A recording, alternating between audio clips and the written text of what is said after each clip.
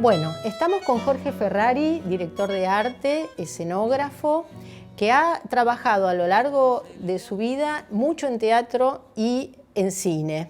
Con lo cual, hoy vamos a hablar especialmente más de teatro para ver cómo se encara el proceso de diseño para una escenografía. Elementos que tenés en cuenta cuando empezás a diseñar.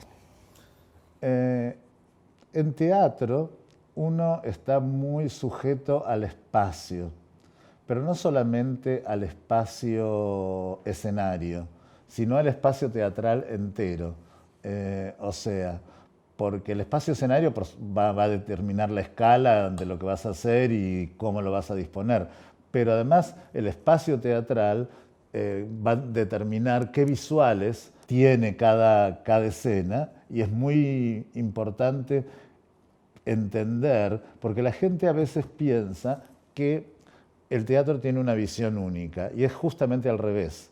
El cine tiene una visión única, que es el ojo de la cámara y la lente. El teatro tiene tantas visuales como espectadores hay en la sala.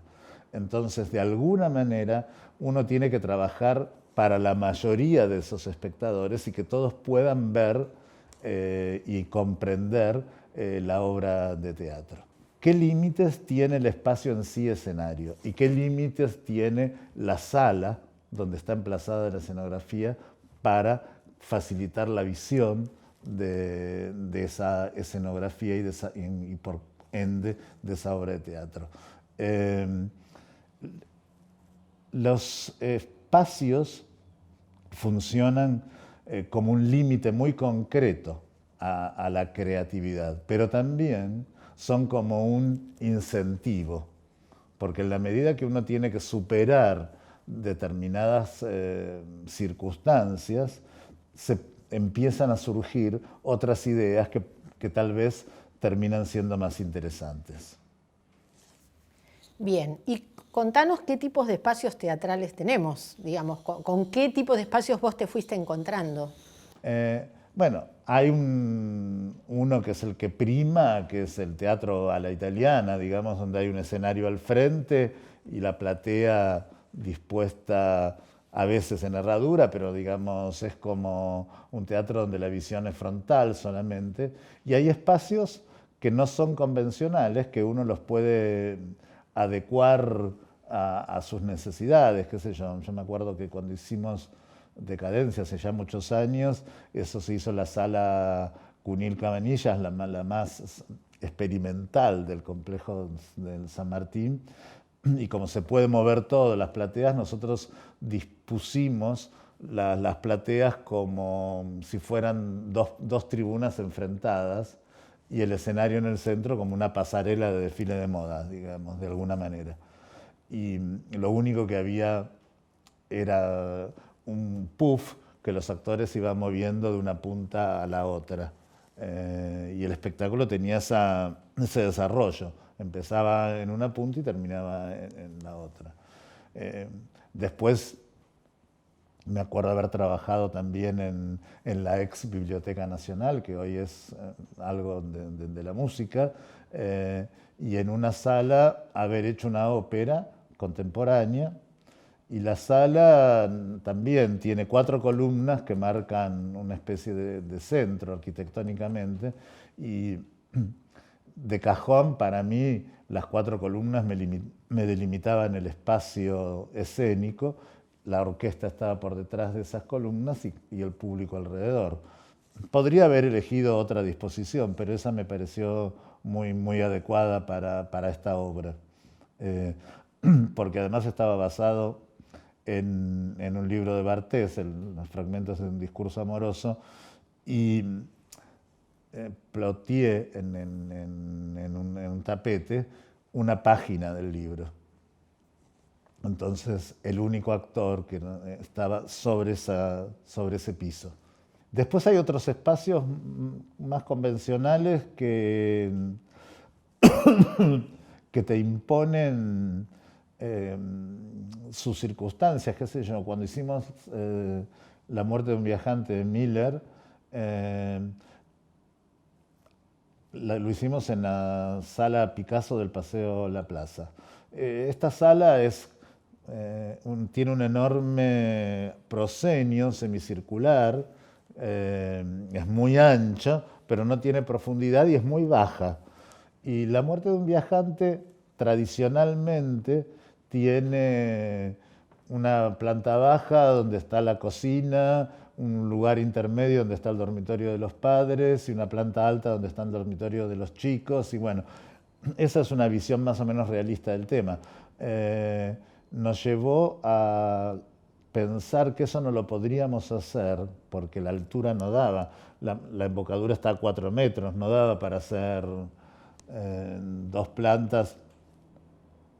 Y a mí se me ocurrió pensar la obra desde el final, como si todo transcurriera en el momento de la muerte del protagonista, entonces está pensada casi desde el cementerio.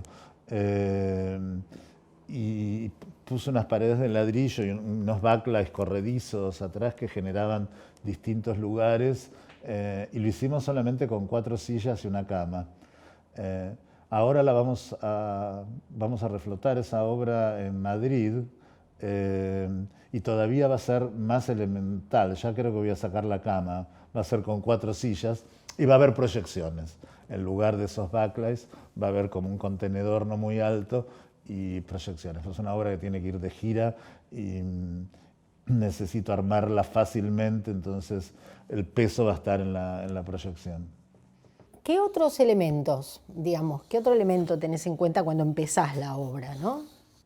Digamos, conocido el espacio y sabiendo dónde me voy a mover y cuáles son los límites, bueno, por supuesto, el texto.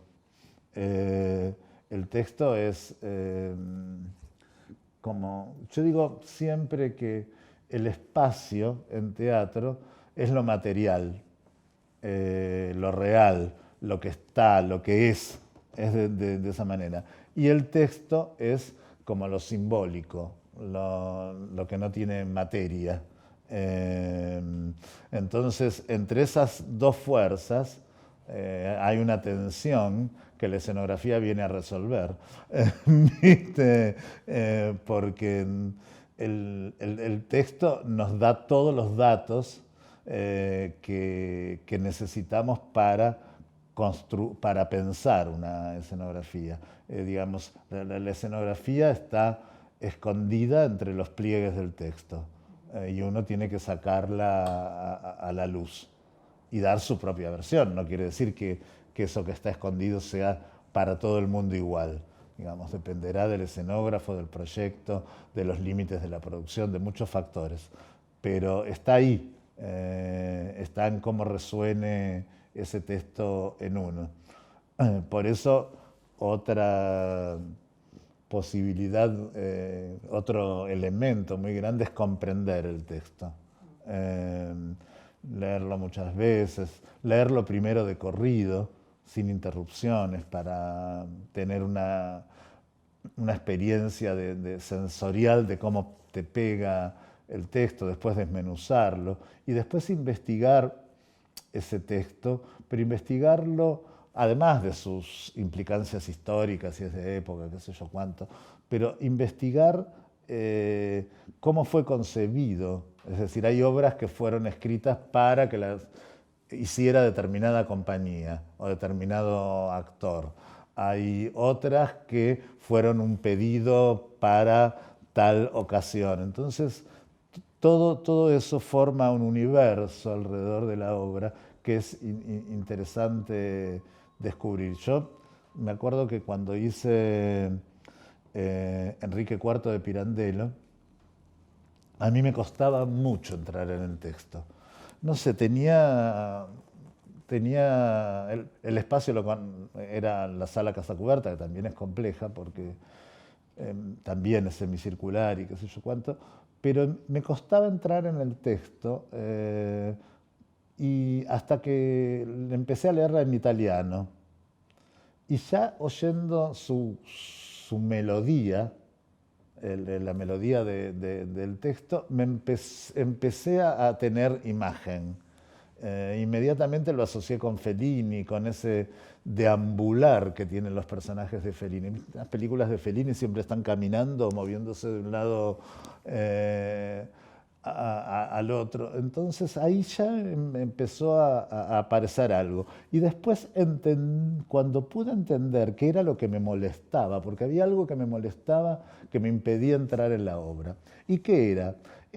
La obra trata de un noble que en una cacería, donde está todo el mundo vestido como del medioevo, de la época de Enrique IV, se vuelve loco, se cae del caballo y no recupera y se vuelve loco, y él decide construir una realidad igual a la de ese momento de la cacería. O sea, sigue viviendo como en la Edad Media, sus sirvientes están vestidos como en la Edad Media, y a ese lugar llegan un médico con unos amigos para ver si lo pueden mover de ese sitio. Y lo que fundamentalmente me molestaba era que toda la parte esa de la cacería, del relato de por qué es así, qué sé yo cuánto, no tenía respuesta visual en la obra. Entonces fue ahí cuando pensé que íbamos a armar la escenografía a vista del público. Eran todos unos paneles que estaban dados vueltas cuando el público entraba, de negro y numerados. Entonces, cuando empezaba la obra, estaban los maquinistas, vestidos como en la Edad Media, que empezaban a girar los paneles y a armar la obra, mientras los sirvientes narraban qué era lo que había pasado. Entonces, cuando pude encontrar una respuesta visual, se me aclaró todo. Ahí dije, bueno, la parte de él va a ser todo en grises y blancos y negros y qué sé yo cuánto, y la parte cuando irrumpe la realidad toda muy colorida. Y ahí pude armar el lenguaje visual de la obra, porque uno lo que hace es eso, se ocupa de darle un sentido visual a una parte, ¿no? Porque eso se complementa con la luz. Pero tener esa respuesta es para mí lo importante cuando hago una obra. Digamos, tener una respuesta visual a lo que la obra me plantea. Ahí está el secreto del trabajo. Bueno, ¿y qué relación encontrás justamente entre el teatro y el cine, vos que has hecho muchas películas, en esta elección del espacio? En el cine tenés la posibilidad, si construís, si trabajás en estudio y construís, de armar vos el propio espacio. O armarlo porque encontrás locaciones a las cuales podés modificar o no, de acuerdo seguramente al presupuesto que tengas. Entonces el espacio lo vas determinando vos, y lo va determinando fundamentalmente la lente de la cámara. ¿Viste? Porque en la elección del plano está la elección espacial. Por eso yo cuando trabajo en teatro hay un punto donde siento un gran respiro porque no tengo la cámara. No hay nadie que mediatice mi trabajo, ¿viste? Porque me ha pasado haber hecho, y a todos nos ha pasado haber hecho decorados enormes y con mucho esfuerzo que después o han sido descartados en el montaje o no sé por qué, y sin aviso previo deciden resolver la escena en primeros planos, con los cuales mejor no hubieras gastado ni tiempo, ni esfuerzo, ni dinero de producción para hacer algo que no va a terminar viéndose. En cambio, en teatro sos un poco más autor de lo que estás haciendo, porque la cámara es cada espectador. ¿Y en qué películas recordás la elección de una locación haya tenido, digamos, un papel fundamental en esa escena? Una que inmediatamente pienso es Plata Quemada. Nosotros teníamos escenas en Montevideo y me acuerdo haber presionado mucho para que las escenas de Montevideo fueran muchas filmadas, sobre todo los exteriores de esas escenas, en Montevideo. Y había una escena muy importante que transcurría, o varias escenas, que transcurrían en las inmediaciones de una plaza, como si fuera una plaza de levante o de cierta actividad gay, digamos. La película transcurría en la mitad de los 60. Y cuando fuimos a localizar a Montevideo, apareció el Parque Rodó, que es un parque de diversiones. E inmediatamente tuvimos la idea de que esa plaza fuera reemplazada por el Parque Rodó. Eso significaba un gran esfuerzo de producción porque había que pagar lucro cesante a los puestos y a las cosas. Pero creo que ahí la imagen se enriqueció notablemente, de tener un agujero negro, que es una plaza de noche, a tener todas las luces, todo el movimiento, todo lo que significa un parque de diversiones. La imagen creció, no sé, 1000%. Eso fue importante. Después también en otra película de Piñeiro, me acuerdo que había una escena donde tenían que tirar plata, y también era una plaza en el sur. Y yo estaba empecinado con que no se viera demasiado verde, no me gustaba el color en la imagen.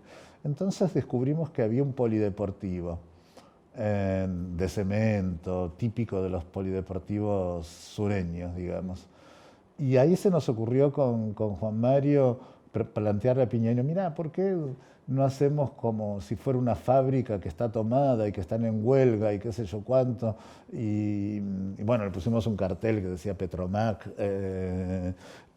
armamos todo esto y tiraban la plata ahí, con lo cual también la escena de un vuelco todavía más interesante. Se podría decir que el guión termina armándose con la elección de las locaciones muchas veces. Absolutamente. Y yo creo que debe ser así. Creo que lo visual tiene que importar, digamos, cómo vas a contar la película. Y en lo posible, en el trabajo de uno, tiene que enriquecer las posibilidades del guión. Bien, y vos hiciste una película con Miñona que fue Flop, que justamente une el teatro con el cine. Contanos un poco de esa película. Paradojalmente fue una de mis primeras, no la primera, pero fue una película hecha en el año 89, 1989, o sea, hace muchos años. Flop es una especie de biografía de Florencio Parravicini, pero se llama Flop. No convencional, digamos. Y empezamos encontrando un teatro. Ese teatro fue el Teatro de San Nicolás, que es muy hermoso realmente. Y porque ahí se iban a representar las obras que Parravicini hacía. Y esto fue a comienzos de la escritura del guión. Y cuando empezamos a hablar con Miñona, se nos ocurre decir, ¿por qué las obras que se representan no son parte de su vida? La vida de él se está representando en ese teatro. ¿Y por qué no salimos de la escenografía teatral y vamos a la escenografía real, digamos? Así fue como hicimos esta obra donde se mezclaba el mundo de lo teatral con el mundo de lo cinematográfico, si querés. Fue la película que a mí me colocó, que me dio como una expansión en mi profesión, que me colocó, digamos, como con cierto prestigio, porque era muy compleja de hacer, lo hicimos con 0 peso. Es más, habíamos contratado, esta es una anécdota divertida, habíamos contratado a una señora de San Nicolás, muy encantadora, que hacía como decoración y qué sé yo cuánto, pero ella nos llevaba casa por casa de la gente de San Nicolás para pedirle prestado la utilería. Y íbamos recorriendo las casas y anotando qué es lo que teníamos en una, qué es lo que teníamos en otra, y así fuimos armando casi toda la utilería de la película, ¿no? Porque el dinero que teníamos, yo lo quería emplear en los telones pintados que iba a haber en teatro, que los pintó Germán Parsons, que bueno, nadie, para todos nosotros los directores de arte era alguien muy valioso, muy valioso.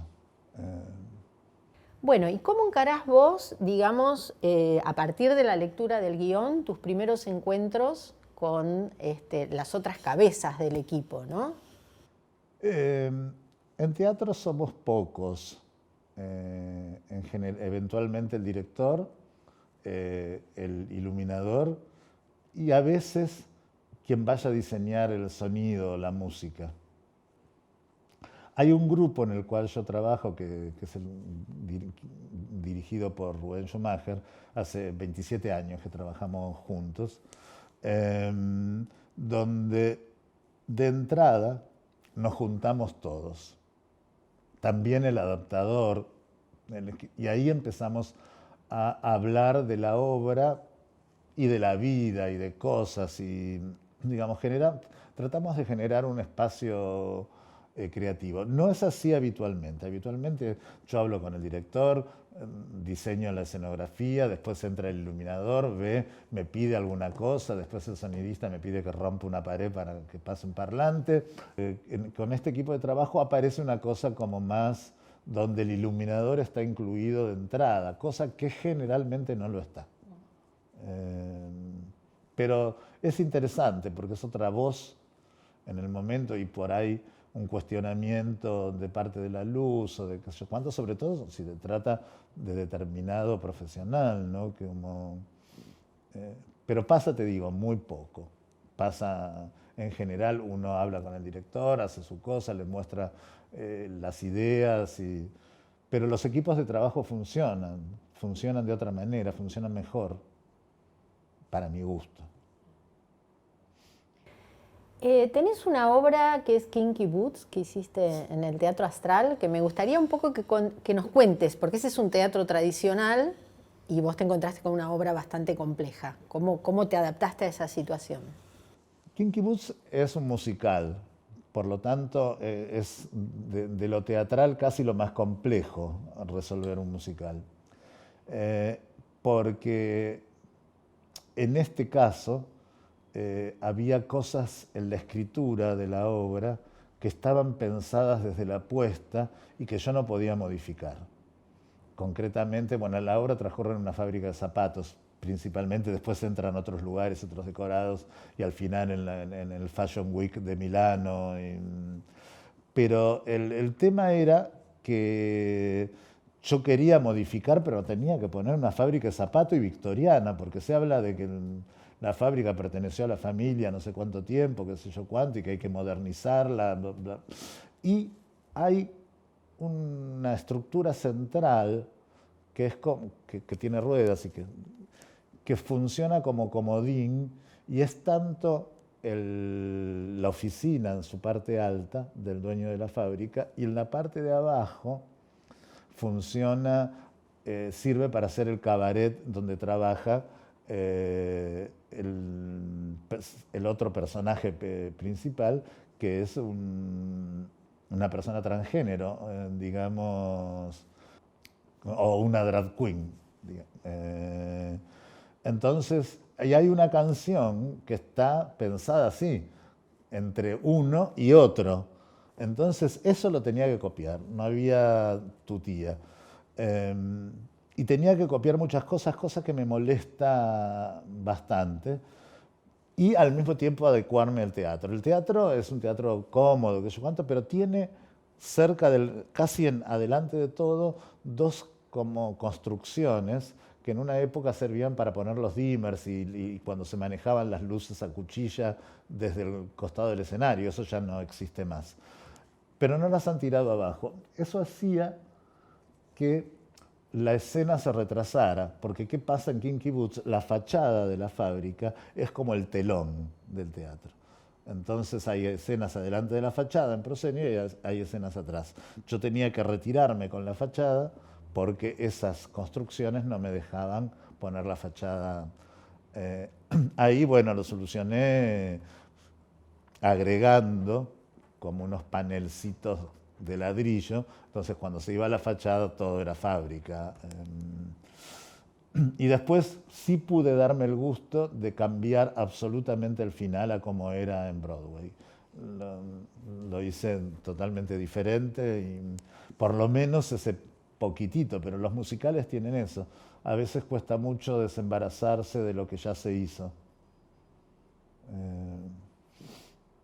Digamos, una vez que se cumplen ciertos pasos de hablar con el director, de conocer bien la obra, de saber el espacio donde lo vamos a hacer, hay otra cosa que a mí siempre me parece muy importante, que es tener una idea visual fuerte y en base a idea visual agrupar todas las otras ideas.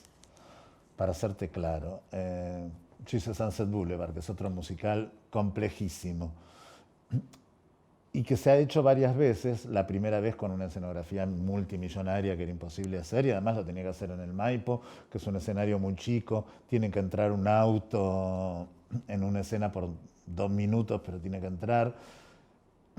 Entonces, mi primera imagen fuerte fue la de una escalera muy importante, que era la escalera de la casa o del palacete de la protagonista. Pero a su vez eso fue apoyado por otra idea, que era que todo transcurre en un estudio de cine, porque ella es la historia de una diva del cine mudo que quiere volver a brillar y no puede. Entonces todo estaba combinado para que un solo espacio se armara y se multiplicara y se diversificaba, pero en base a esta escalera que era muy importante en la obra. Inclusive tuve que inventar la posibilidad de que la escalera se levantara como un puente elevadizo para que pudiera pasar el auto. Pero eso me parece importante. Una vez que conocemos el espacio, que leemos la obra, que sabemos expresivamente qué es lo que plantea ese texto, es importante tener una idea visual fuerte, rectora, para hacer un trabajo.